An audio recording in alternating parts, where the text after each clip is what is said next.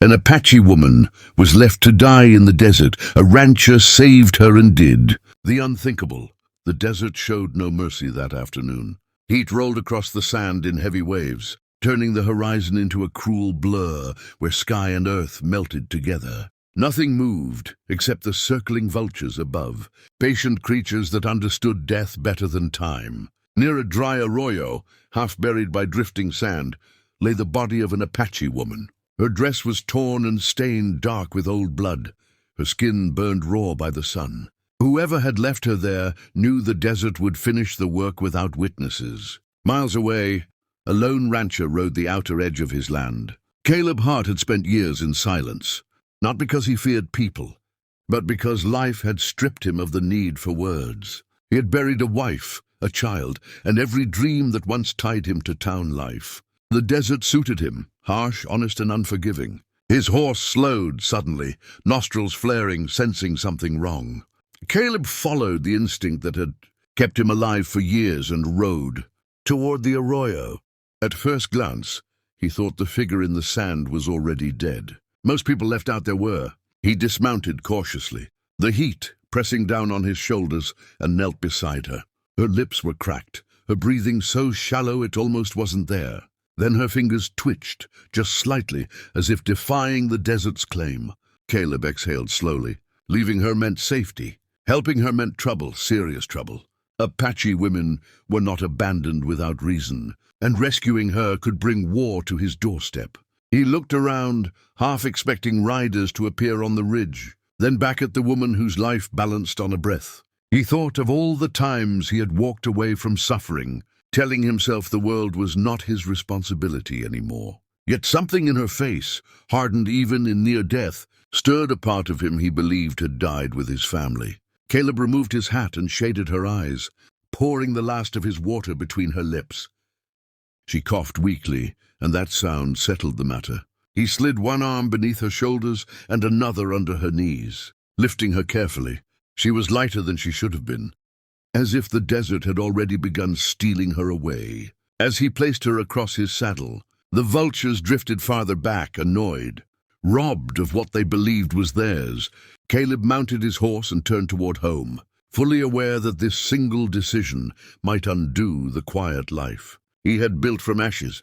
Behind him, the desert remained unchanged, silent, endless and watchful, while ahead, an uncertain future waited, born from a choice that could never be taken back. She woke just before dawn with a sharp cry that sliced through the quiet cabin. Caleb was on his feet instantly, hand near his rifle, but she was already trying to sit up, panic blazing in her eyes. For a heartbeat, they stared at each other, two strangers bound by a decision neither could undo. Her gaze darted around the room, taking in the wooden walls, the low ceiling, the smell of herbs and smoke. When she realized she wasn't alone in the desert anymore, fear hardened into fury. She reached for a knife that wasn't there and recoiled when she saw her hands, wrapped in clean bandages. Her body was weak, but her spirit was not. She spoke in rapid Apache, her voice rough from thirst, accusing, demanding. Caleb raised his hands slowly, speaking softly, even though he knew she didn't understand his words. He backed away, giving her space, the way one did with a wounded animal that still had teeth. For 2 days she refused to eat. She pushed away the food he set beside the bed and turned her face to the wall. At night, she slept only in broken moments, waking at every sound, her hand instinctively closing around the air where a weapon should have been. Caleb watched from a distance, respecting her silence, yet never letting his guard down. He had seen that look before, in soldiers who had survived betrayal. Gradually, her strength returned. She began to move around the cabin, slow and cautious, studying every corner, every shadow. Her eyes lingered on his rifle, his boots by the door, the scars on his hands. She noticed everything. When she finally spoke again, her voice was calmer, and she said a single word, pressing her hand to her chest. "Naya." Caleb nodded.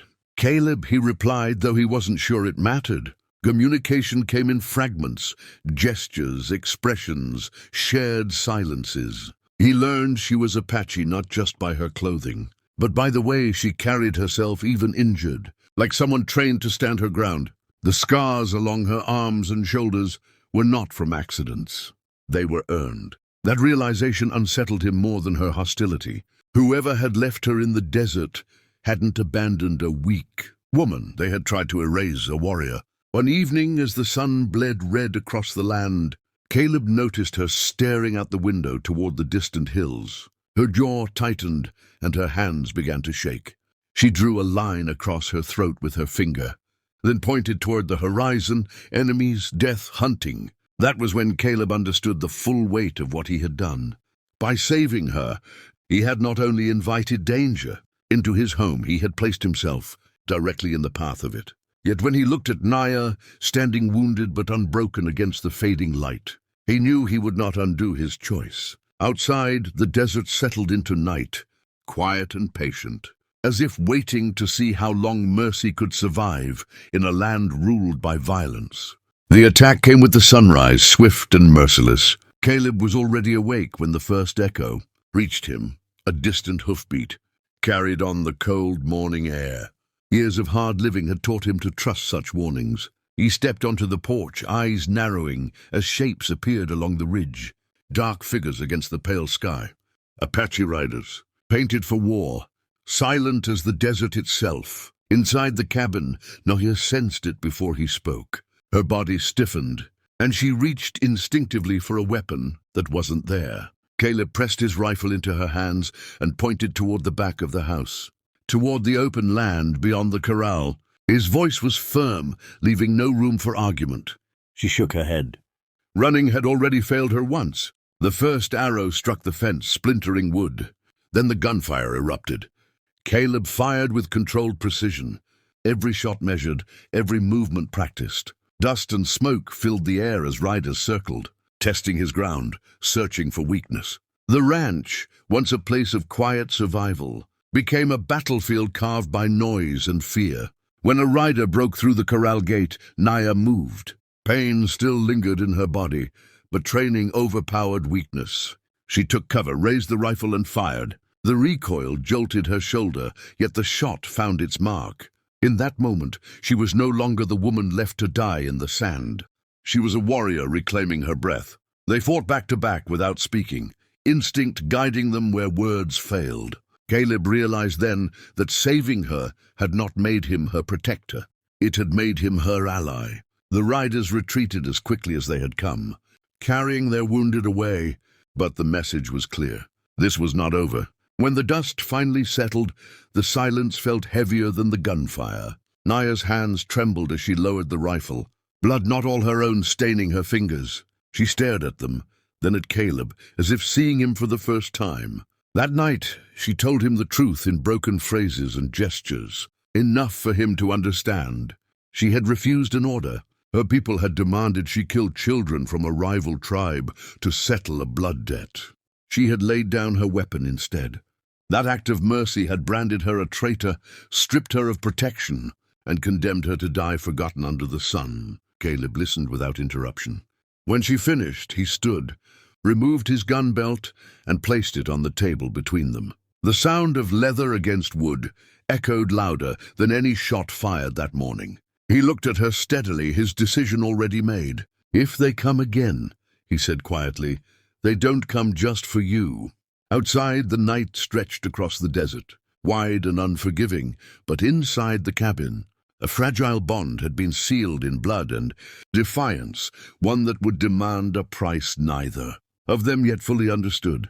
The riders returned days later, but this time they did not come with raised weapons or painted faces. They stopped beyond the corral, waiting, as if the land itself demanded restraint. An elder dismounted slowly, his hair silver, his eyes heavy with judgment earned over decades. The air felt tight, every breath measured. Naya stepped forward before Caleb could stop her, her shoulders squared, prepared to face whatever end had followed her since the desert. The elder spoke at length, his voice calm but final. Her life, he said, had already been taken in spirit. Only her body remained, and its death would restore balance and honor. Naya listened without pleading. She had already mourned herself once beneath the sun. When he finished, she lowered her gaze. accepting what she believed could not be escaped. Caleb moved then, placing himself between her and the riders. His presence caused a stir, murmurs rippling through the group. He understood the risk of what he was about to do. A white rancher claiming an Apache woman, marked for death, was not mercy, it was defiance, against two worlds at once. Still, he spoke clearly, without hesitation. "I claim her as my wife." Silence fell hard and sudden. Even the wind seemed to pause. Naya looked at him, disbelief flashing across her face, followed by something far more dangerous, hope. The elder studied Caleb for a long moment, searching for weakness, for deceit. He found none. This was not rescue born of pity. It was a man offering his life in exchange for another's. Such a bond, the elder finally said, carried consequences. The woman would belong to a world that was neither fully Apache nor fully settler. She would walk a hard path, watched by enemies on both sides. Caleb accepted without argument. Loss had already stripped him bare. This choice only gave that loss meaning. After a long pause, the elder nodded. The riders turned away, leaving the dust to settle behind them. The sentence of death had been lifted, replaced by a future just as uncertain, but no longer empty. That night, under a sky thick with stars, Naya stood outside the cabin, the desert stretching endlessly before her. She asked him why he had done it, why he would surrender what little peace he had left. Caleb looked at the land that had taken everything from him and finally given something back. "Because leaving you to die would have killed what was left of me," he said. In a place ruled by vengeance and survival, a rancher and a woman meant to vanish chose each other instead. The desert did not soften, but it bore witness as two lives, once broken beyond repair, were bound together, defiant proof that even in the harshest land, mercy could still take root.